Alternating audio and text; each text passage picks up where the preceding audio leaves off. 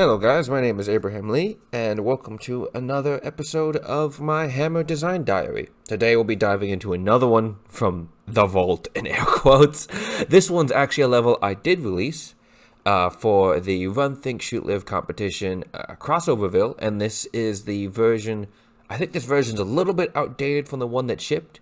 We'll see real quick. Anything horrible happens, we'll roll with it, but the objective with this one was to cross over Half-Life with one of my favorite games, Halo, and try to insert Halo 3's level design into Half-Life and sort of how they design their encounters and stuff. So let's jump in real quick. So this one is based around the chapter in the first level of Halo 3 called Quid Pro Quo, and it kind of revolves around this sort of giant dam area. It's been a while since I've done one of these, so pardon if I'm a little rusty on this whole commentary thing. But yeah, I wanted to start the player off and get them used to things with the weapons and stuff.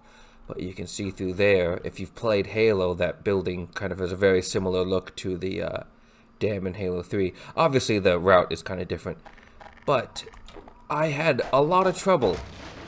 I honestly really hate this level, and I really don't want to come back to it. But that's the fun part, and that's why we're here. So let me get started real quick. One of the big problems that I encountered with trying to get Halo into Half-Life was Half-Life 2 doesn't have a lot of long-range enemies.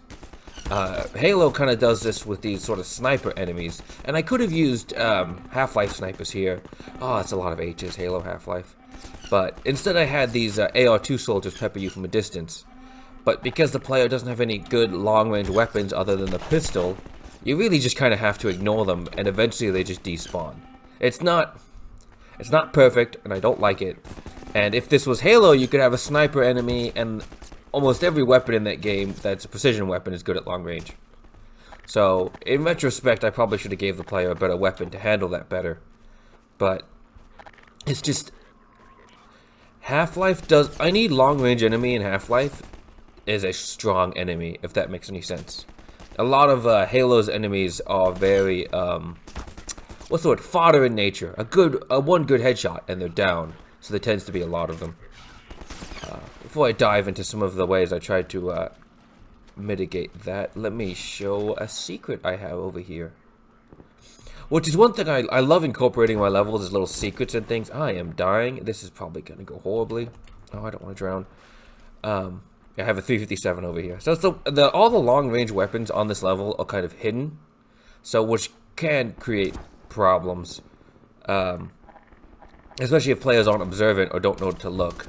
Because unless they're really... let me check my difficulty and make sure I'm not... Okay. Unless they're really signposted, people tend to really miss secrets unless they're really trying to look for them. And some of these are really well hidden, like that out there. It could have been anywhere in this lake. I did that partly to also emulate Halo because they love their little like secret hidden areas and alternate routes. But if you notice here, it's probably hard to tell. There's a mounted gun up there.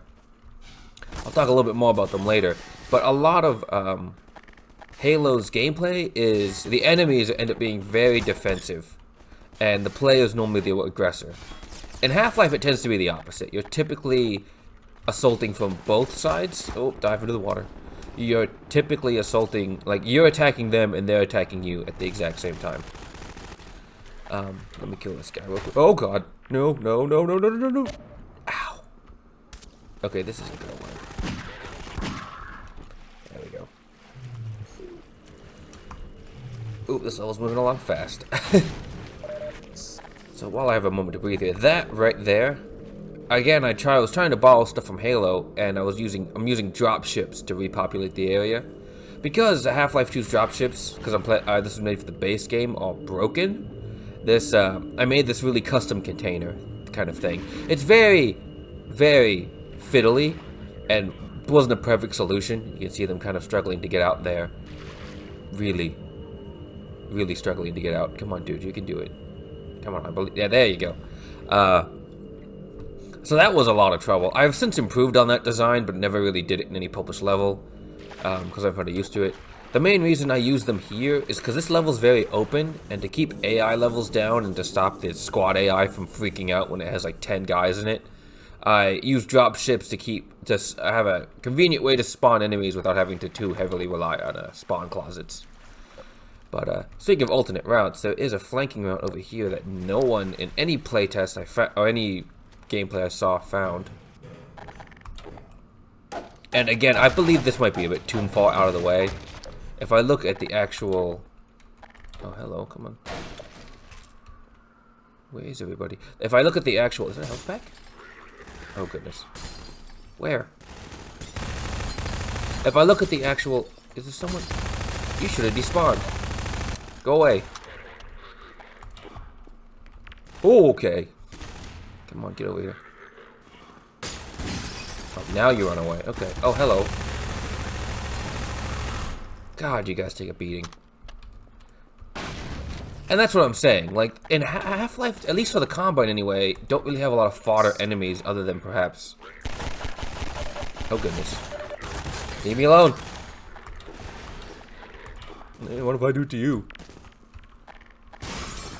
Well, he killed himself that time.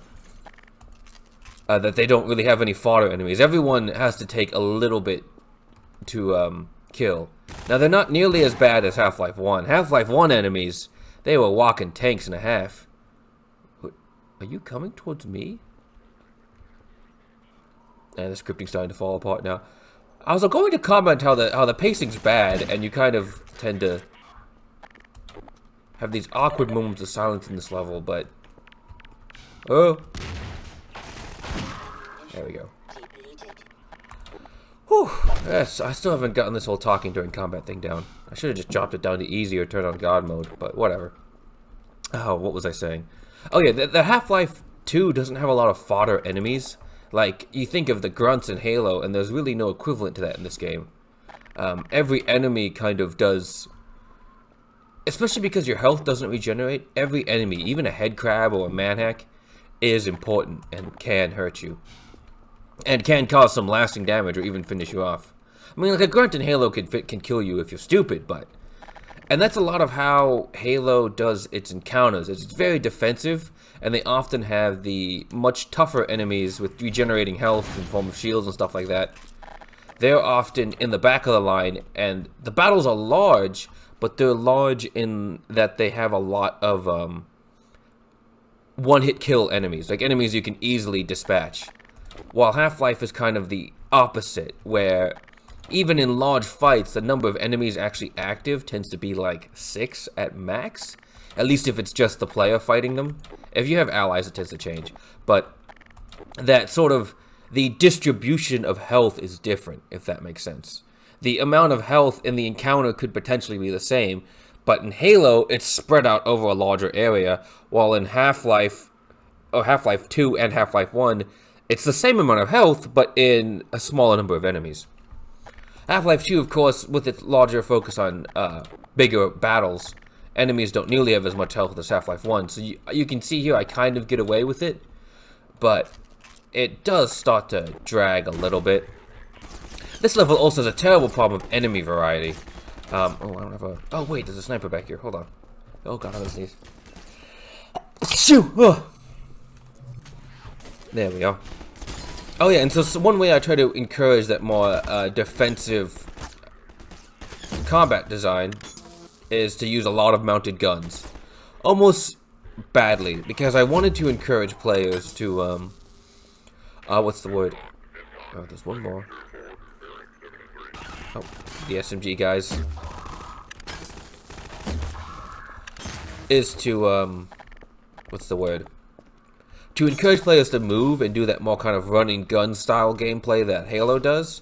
I tried to use mounted guns to do that since if you sprint, they actually can't hit you very well. Of course, and I hit the trigger and they're coming for me. See, it's weird, because if you don't move from this spot, like I kind of wandered forward some, and don't really kill those enemies, you can have this really weird moment of, like, awkward pause, I guess I would call it. Oh, well, there we go. The SMG is a good gun, I swear. Leave those guys to do their business. grab some health and stock myself up. Oh yeah, and there's another secret route under here. Again, no one found it. It wasn't highlighted at all. I noticed after designing this that in Halo, when they do secret routes or flanking routes, they tend to be a lot more integrated into the space.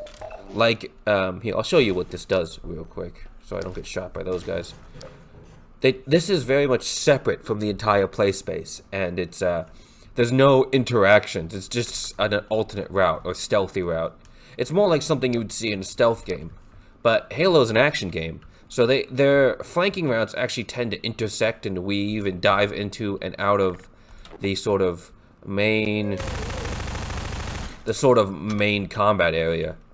So if I were to design this, I'd probably redesign this. I'd probably do something like what's it called? That one sequence in Surface Tension in Half-Life 1, and have some more sewer grates here, so I can kind of pop into and out of, and use the flanking route more as a less of a singular use. So you're not just passing through here; you can also fight through here. I mean, the enemies could potentially shoot you through here, but they typically don't have good lines of sight to be able to do that, and they lose track of you anyway.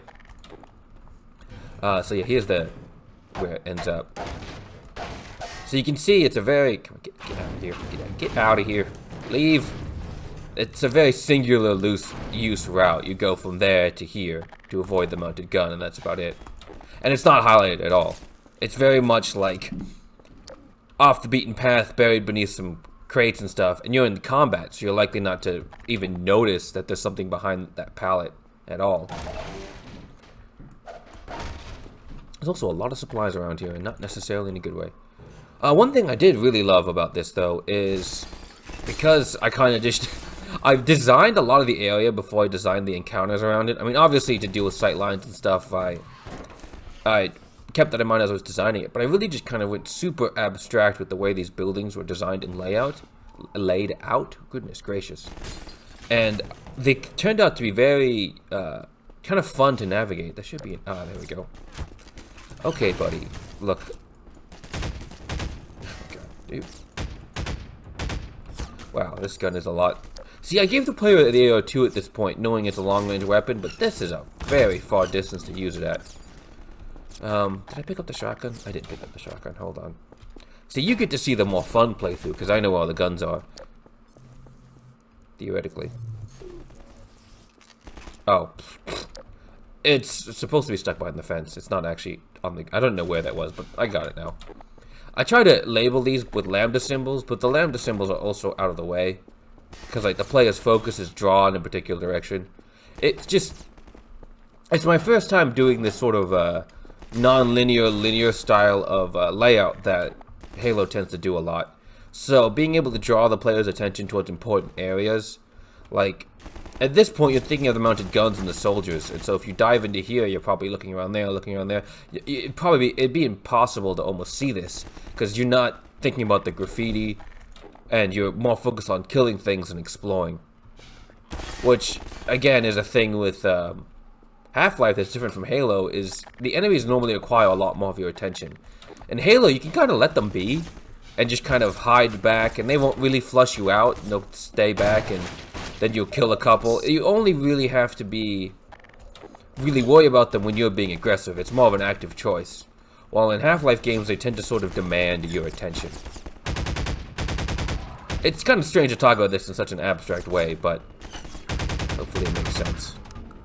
Oh yeah, here comes another dropship. I really struggled because getting these things to line up and be in the proper position to unload enemies was tough to do.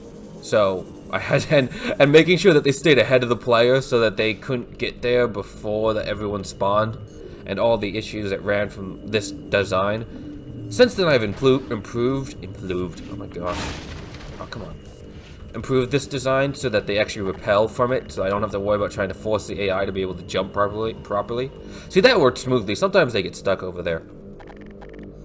I got off topic, dang it. I was talking about the way the space is designed. Yeah, it's just fun to explore around. There's a lot of different entrances, and they all kind of provide their own kind of unique gameplay and flow. Like, the lines of sight are really fun, so like you come to here, an enemy can be there. There's a lot of verticality, and like even here, like when I'm in here, occasionally enemies will actually maneuver up onto these little platforms, which I mirrored from over there, and try to shoot me through this window, which is a lot of fun because I didn't expect them to do that at all. I normally expect them to try and funnel themselves around to a staircase or something. I think that's a staircase. Yeah, to like a staircase or something to be able to get up to me. But instead they were sticking back because they actually had lines of sight within their weapon range. So that was a pleasant surprise. Oh yeah, back on what I was saying with enemy variety. So I think this entire level is just combined soldiers. And you really starts to drag, especially when you get to this bridge of you're just fighting soldiers over and over again. Oh, nice. They can't see me. Okay, so I can talk some. You just end up fighting soldiers constantly, and it gets kind of fatiguing.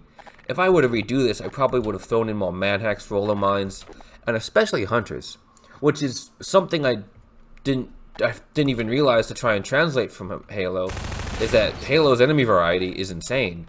Every single encounter is, even a small squad of enemies has like 3 different enemy types, all with their own unique characteristics. Like the grunts will throw grenades, the jackals have shields, the elites have regenerating shields.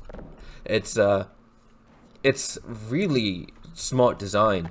And here yeah, I get a variety of soldiers in terms of shotgunners, SMG, and AR2 guys, but it's just the way you have to deal with these situations doesn't vary enough. The architecture sometimes changes things, but after a while it's still soldiers. You point and click on them. If I had gotten manhacks or even a hunter, especially on this bridge, you'd suddenly be dealing with hit scan enemies and projectile enemies. And Halo 1 does this a lot when they start using hunters, their version of hunters. Even on their level, Silent Cartographer, I think you fight hunters like 3 or 4 times, and they use them to break up the combat a lot. And of course, they have a bunch of different enemy types, like invisible guys and stuff like that. So, which really did. Oh, you got over here fast. Okay, wow, I just get over here. Oh, hello. Oh, there's someone there. And see, that's what I'm talking about with the uniqueness of this more abstract design. Oh god, you! How did I get up here? Oh. You clever SOB. I did not. Wow. That's never happened to me, actually. And you can see what I'm talking about with awkward silences. You're storming an enemy base, but yet now all of a sudden you're here and there's just nothing happening. It's so quiet. And Halo, they kind of get away with this because enemies will suppress. They'll shoot at where they last saw you.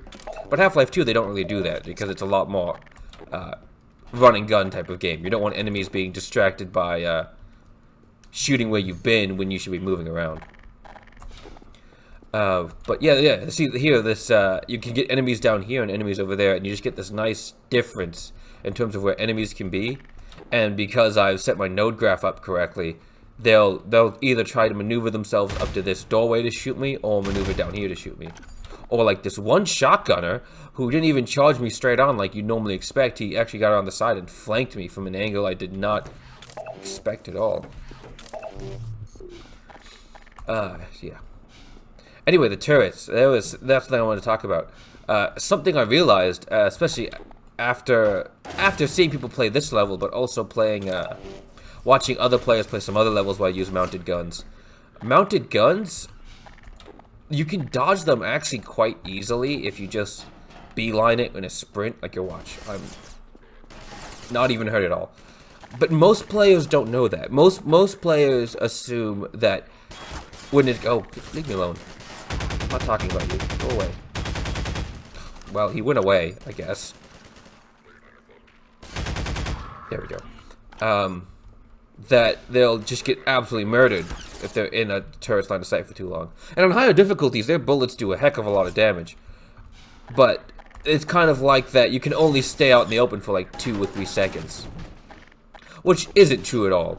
But depending on the situation, you could totally just stay out in the opening sprinting around. Okay, well this is bad because it's got a line of sight blocker.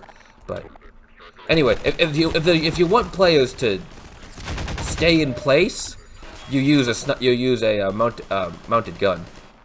But snipers, on the other hand, in most other games, it'd be a case of that you. Oh, hold on. It'd be a case of that you'd want that if they see you, you're dead. You know, it's a sniper, precision gun, and you know all that jazz. I think a great example.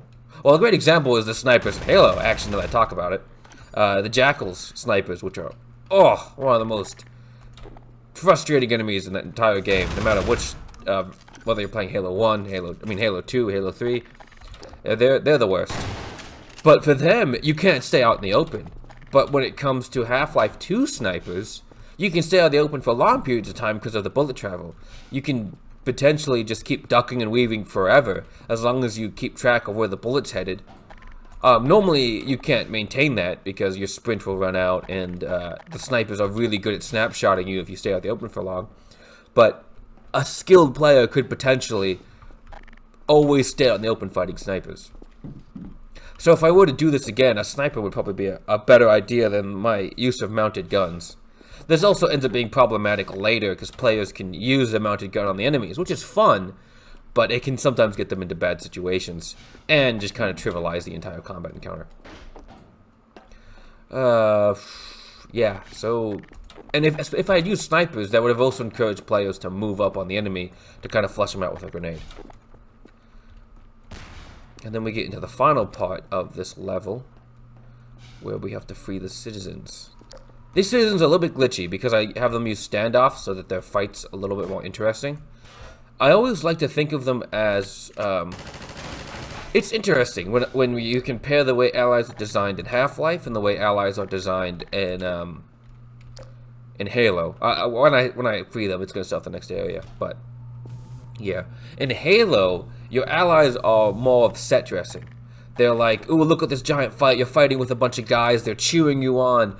They're a lot more like human meat shields, I guess, would be the best idea. Unless you equip them and take the time to make them a viable fighter. Most of the time, they're set dressing. But in Half-Life, the allies are a lot more like mobile turrets. Like, if you look at their AI, they tend to not really have a lot of sense of self-preservation.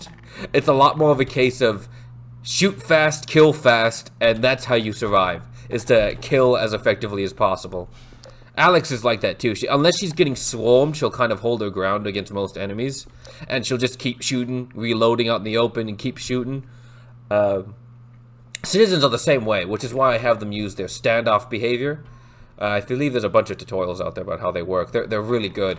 They're really cool, but the standoff behavior is a great way to add a little bit more flair and make them a little bit more interesting to watch fight. Because because you're typically not watching citizens fighting, and they fight in a very boring manner, despite the fact that because they're just supposed to be able to murder well. So now it's a holdout sequence. So this sequence I wanted to kind of reuse the entire map. And it goes on a little bit too long. I think it goes on for 2 minutes. And it just gets very repetitive. There is some escalation, and I'll play this in a more fun way so you can see how things escalate. But if I were to redo this, I would have made things escalate a lot sooner and just added that enemy variety. Because right now I'm just fighting hordes of soldiers. And I've fallen into the exact trap that I always chastise other junior mappers for doing. And that's, come on guys, get over here. That I chastise new mappers for doing is just to have players fight soldiers all the time. Are you guys coming? I think that oh, there they go. Okay. A standoff also works off with commander mode. If you don't know that, the little when you point at a location to tell people where to go, they'll be a little bit more intelligent about it. You can't let them all die. You don't fail the mission. It's just like, oh wow, look at you, you let all the innocent people die. But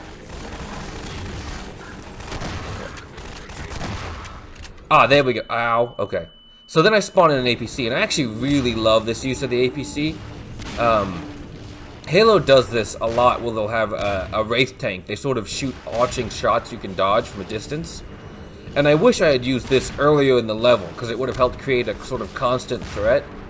But as it stands right now, it's in a really awkward position. Like, it's great from over here, but as most players probably would, if you stay in the bunker up here, it can't really get a good shot on you. it tends to be really awkward, and some players are even caught off guard because the missiles will just straight up. Oh, all the citizens are dying. Oh no, I'm a terrible person. Like, you'll be here, and a missile will just kind of hit you in your ass. Very annoying to deal with. This is also...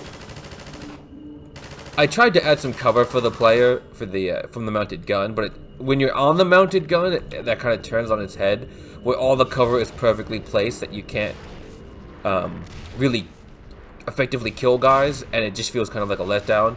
Like you finally get to use this mounted gun, and it's like, no, it actually sucks when you use it. Oh, is there a supply crate in here? Yes. But what is nice is, especially with the way I'm using assaults here, which assaults is such a powerful tool. You can kind of see them moving up tactically on you, and you can see them from way far off, and as they advance, it's really cool. I like the presentation of it all. And one of the problems oh, and then there's the cavalry, a friendly helicopter. Not an unusual thing. I probably should have added shotgunners into these waves now that I think about it. I was just worried about them being trivialized. Because you have such a long sight lines here. A shotgun is more of a melee enemy. It's actually fun to see this chopper try and shoot the Combine, because they'll try and get out of the way, because they'll hear the danger sounds it'll make. Oh god, leave me alone!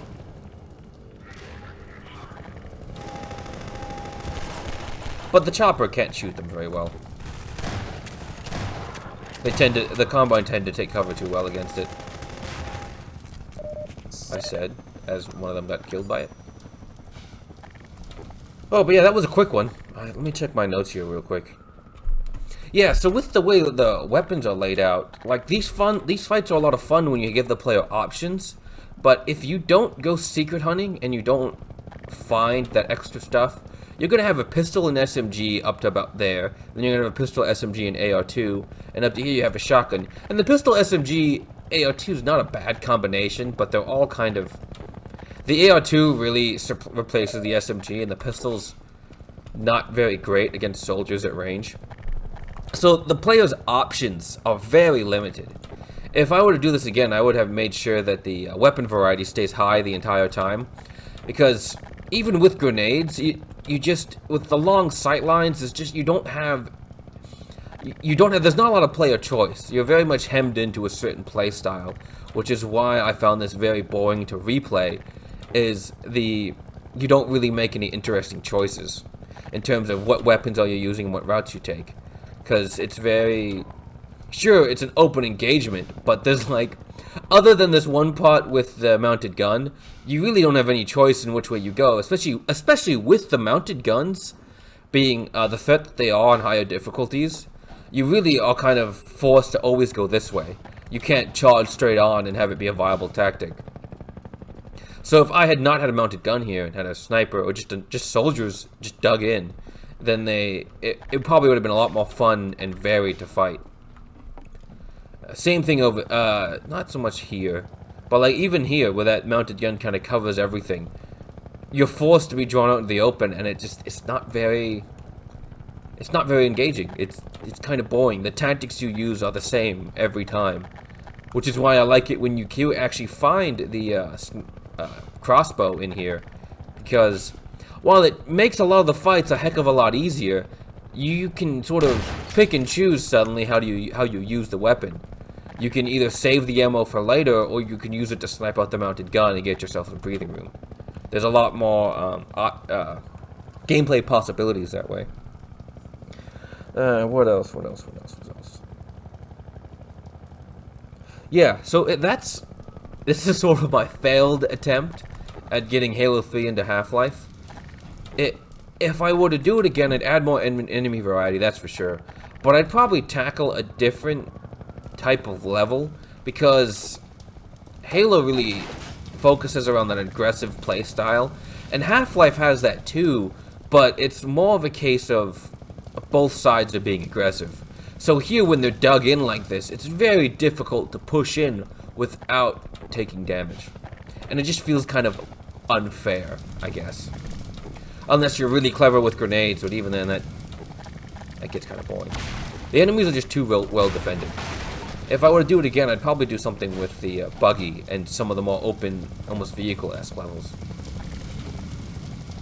Or just, and also maybe not just use soldiers, because I had to really control their AI a lot for this to get them to replicate the way Halo AI works. They do a lot more.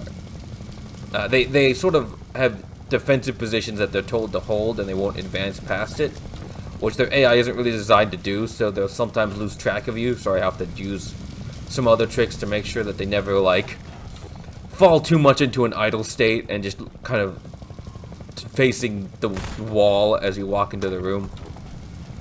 There is one point where I get them to actually retreat from down here to up there, which is something you see in Halo all the time, where you kill enough of enemies and they fall back a little bit, then you kill some more and they fall back, and then you get to that point and they stop retreating and they're kind of like let loose and to do whatever they want, to kind of almost emulate the way a fight would work, where they kind of hold the defensive line, but once you break that line, it goes into chaos. I do that a little bit better in some other levels I've made.